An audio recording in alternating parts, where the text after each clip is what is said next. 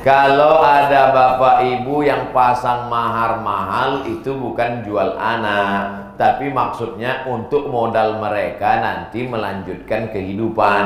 Makanya mahar itu buatlah yang bisa dijual dan harganya stabil. Dan harga yang stabil itu adalah emas.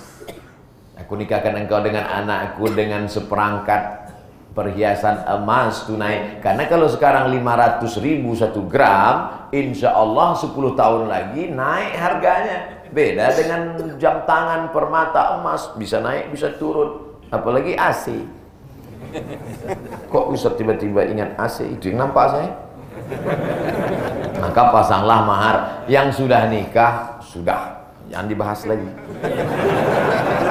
Nanti kalian pulang dari sini, mama, ternyata bermasalah mahar kita kemarin. Yang mudah itu sudah. Mudah-mudahan menjadi kebaikan-kebaikan yang insyaallah. Amin. Adapun yang belum, yang muda-muda sekarang, bagus. Sebagus-bagus perempuan, aqalluha mahran, yang maharnya rendah murah. Jadi jangan tinggikan mahar. Tadi Ustaz ini membingungkan ceramah. Tadi kata dia mahar Nabi 1 miliar, ini tiba-tiba turun. Pahami dengan baik. Yang saya maksud ini tinggi mahar itu penghormatan pada perempuan. Tapi kalau laki-laki itu tidak sanggup, jangan kita beratkan substansi maknanya. Tengok dia datangnya. Calon menantu itu datangnya gimana? Udah jelas dia naik ojek. Janganlah tuntut dia macam-macam. Kamu mau nikah dengan anak saya, mahar kamu harus 1 miliar. Pulang tak datang dia lagi. Baca koran besok, seorang pemuda terjun ke sungai. Mudah-mudahan anak-anak lajang kita cepat ketemu jodohnya. Dan calon-calon mertuanya pula setelah mendengar pengajian ini diturunkan ya maharnya. Yang mengaminkan tadi anak-anak muda itu. Nah, 8 tahun ditebus anak gadis itu sifatnya cuma satu. Tamshi ala istihya, berjalan dengan rasa malu. Sekarang banyak perempuan tidak tahu malu. Kita pula yang malu menengok dia. Dulu perempuan malu memperlihatkan auratnya. Sekarang kita pula yang malu menengok dia memakai pakaian yang tak layak. Gitu kita nengok nunduk. Banyak bapak-bapak melihat perempuan tak nunduk. Kenapa? Takut sama bini yang di sebelah. Bapak yang dimuliakan Allah Subhanahu wa taala. Didiklah anak-anak gadis kita, IQ-nya tinggi, IP-nya 4, S2, S3, tapi punya rasa malu. Malu memperlihatkan rambutnya, malu tubuhnya, celananya sempit, malu anak umur 18 pakai baju umur 8 tahun. Malu kalau tidak berbakti pada orang tua, tidak mencium tangan ayah dan ibu. Malu kalau tidak menunjukkan prestasi. Al-haya syu'batun minal iman. Malu satu cabang dari cabang keimanan. Orang yang tak punya malu berarti tak ada iman dalam dirinya. Didik anak, cucu, menantu menjadi orang yang punya rasa malu. Insya Allah anak-anak kita punya malu, insya Allah. Amin. Lalu kemudian digembalakannya lah kambing. Setelah menggembala kambing 8 tahun lamanya, lulus menjadi rasul. Hampir semua, bukan hampir semua, semua nabi-nabi itu pernah mengembala kambing. Nabi Muhammad SAW sebelum memperdagangkan jual beli barang-barang punya Khadijah, pertama mengambil upah mengembala kambing. Nabi Isa alaihissalam sang pengembala domba. Nabi Musa alaihissalam 8 tahun mengembala kambing. Tes kesabaran dengan mengembala kambing. Pagi-pagi kambing sudah dibawa 30 ekor, nanti petang pulang kambing yang pulang mesti 30 ekor. Kalau mati satu diterkam serigala, gagal. Kambing yang dibawa tidak semuanya kuat. Ada kambing yang sehat, jalan cepat. Ada kambing yang sakit, jalan di belakang. Semua kambing harus makan. Jangan sampai pulang petang ada kambing yang kelaparan. Maka mengembala kambing ini harus punya kesabaran yang luar biasa. Makanya ke depan mencari pemimpin itu harus kita buat fit and proper testnya mengembala kambing. Sebelum dia mampu mengelola Manajemen, mengatur manajemen konflik, mengatur manusia, itu mengembala kambing. Saya yakin dan percaya kalau dibuat ini banyak yang tak lulus. Seleksi penerimaan anggota legislatif, surat fotokopi KTP, pas foto nomor 4 sudah mengembala kambing. Sulit, susah. Ustaz Somad pernah mengembala kambing? Belum.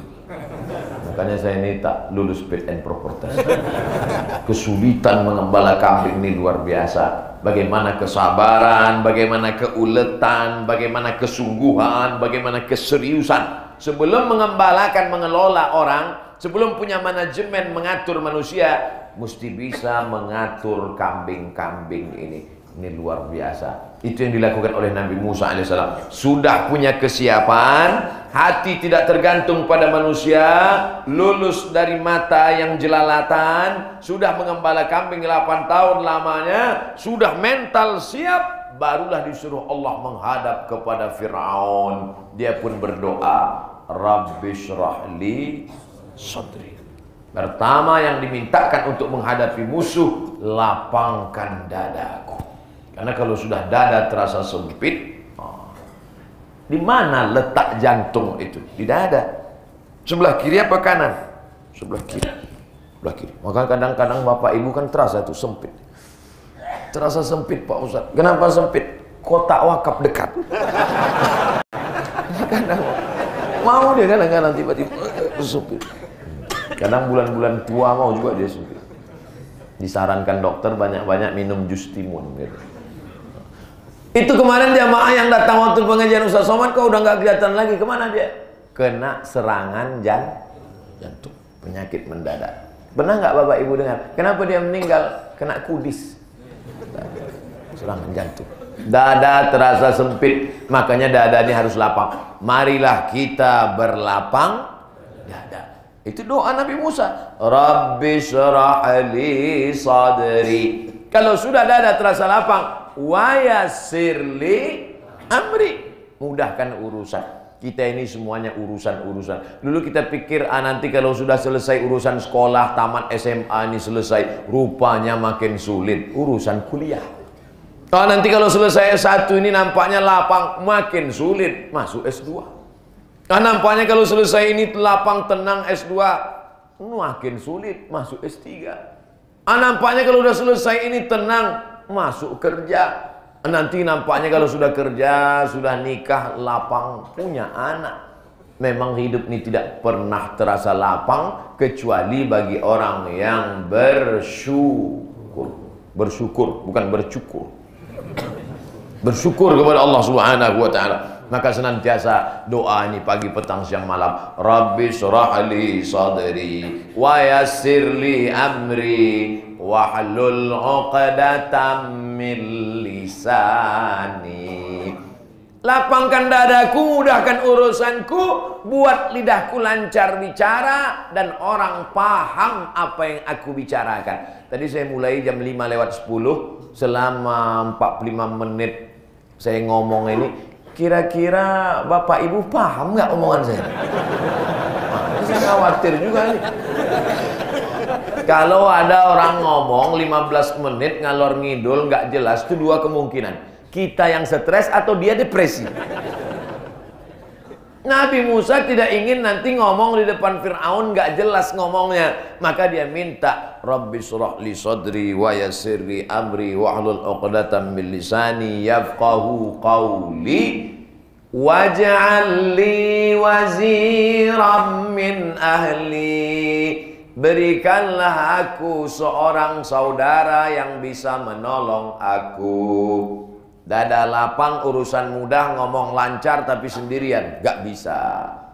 Dada lapang, urusan mudah, ngomong lancar, tapi harus ada seorang penolong. Siapa dia? Haruna akhi. Harun. Makanya Nabi Musa itu ditolong oleh Nabi Harun. Nabi Isa ditolong oleh Hawariyun. Wa idz qala Isa ibnu Maryam lil Hawariyin, ingatlah ketika Isa anak Maryam berkata kepada Hawariyin, man ansari ilallah, siapa yang menolong aku menegakkan agama Allah? Qala al Hawariyun, Hawariyun berkata, nahnu ansarullah, kami akan menolong engkau menegakkan agama Allah. Abdul Somad datang ke Tabalong ditolong oleh kawan-kawan, sahabat-sahabat alumni Al-Azhar. Saya kalau datang ke Aceh, alumni Al-Azhar.